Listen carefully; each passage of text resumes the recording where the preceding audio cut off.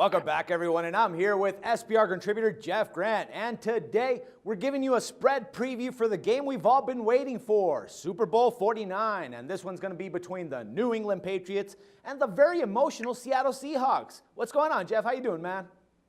I'm definitely in tears like Russell Wilson. if you had a Green Bay money line ticket in that game, which I did not have, but I had a ticket on the total, and that will be a whole other conversation when we look at the Super Bowl total. But looking at the matchup, the two #1 seeds, you can't argue that these two teams do not deserve to be here. Of course, they had some tests in the postseason, New England coming back against Baltimore, and of course, Seattle's remarkable win at home against Green Bay on Sunday. Yeah, all right, but I mean, Brady did get something going. I mean, they clobbered the Colts 7-45, kind of a resemblance of what we saw in Week 11, and now it's going to be their 8th Super Bowl appearance as a team. I think they're tying it up with the Steelers and the Cowboys. Now, this is also going to be Brady's 6th trip to the big game. Now, with all this in mind, Jeff, I mean, I'm thinking that Thomas Edward Patrick Brady Jr. is going to have to step up in a tremendous way for the Pats to actually knock off the defending champs, man. Don't you agree? He is the most important player because the last couple times he's reached this stage, he just has not looked very good. Of course, the New York Giants come to mind with that fearsome foursome that they had in terms of the defensive line getting pressure, allowing for the secondary to really cover the receivers downfield.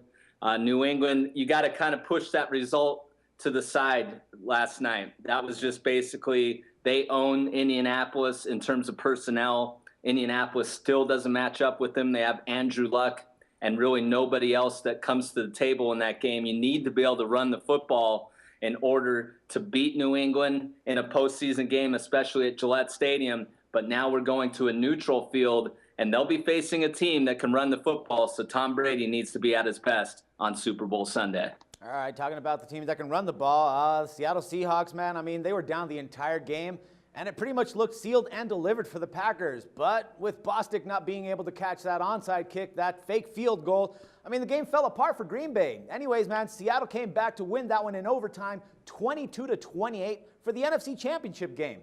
All right, man, so considering these results that we saw from both of these games this past Sunday, do you expect that bettors might be a bit hesitant in backing Seattle for this particular game? It's tough to say at this point, but I will tell you that the spread moved not because it was a sharp pick, because they're 2 weeks away. There's numerous injuries to monitor. But basically, when you looked at the opening number in the market, favoring Seattle at 3, and that line came out basically at the end of the third quarter, going into the fourth quarter of the AFC Championship game, as odds makers were pretty confident that the Patriots were going to match up with the Seahawks. And as New England continued to pour on the score, the spread continued to move against Seattle, moving from a 3-point favorite to virtual pick'em.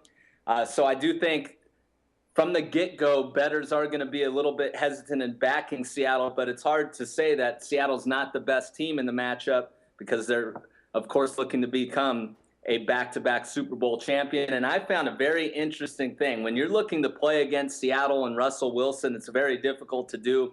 All the focus will be on the defense, of course, but I heard a statistic, I heard a trend, I heard whatever you want to call it in the broadcast of the NFC Championship game, that Russell Wilson has led at some point in every game dating back to his time at NC State.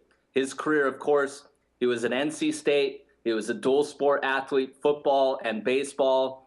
He wanted to play with the Rangers spring training squad, wanted to play with them in terms of getting drafted previously by the Rangers. So NC State basically let him go out of his scholarship. He ended up transferring to Wisconsin, led in every game at some point during that time en route to a Rose Bowl game against TCU. And then 3 years at Seattle, he's always had at least a lead at some point. Of course, the biggest lead was coming from behind and winning that game against Green Bay.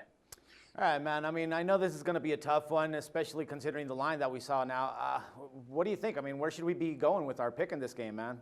I'm going to go with a pick that really isn't a pick at this point in time. And what I'm going to say is the fact that I'm going to go and let basically the action and the odds makers tell me where I need to land my money in backing the underdog in this matchup. I think the Patriots are dangerous as underdogs in this spot because I'm not sure that Seattle's as good as they were last year, and Seattle was an underdog in that big-time win against Denver in Super Bowl 48. While you look at Seattle, they only been an underdog once this season, and that was arguably their best defensive performance of the season, a 19-3 victory as 1-point road underdogs against the San Francisco 49ers on Thanksgiving Day. When you look at the Patriots, 4-1 against the spread as underdogs this season, the only failure to cover the number was a 26-21 loss at Green Bay on November 30th, and no team was beating Green Bay at Lambeau Field this season. So basically, the line is going to dictate where my money is going to be, and I'm going to back the underdog a couple minutes before kickoff. Definitely with you in this one, man. All right, Jeff, good talking with you, man, and I expect we'll probably be covering a little bit more about this game, all right?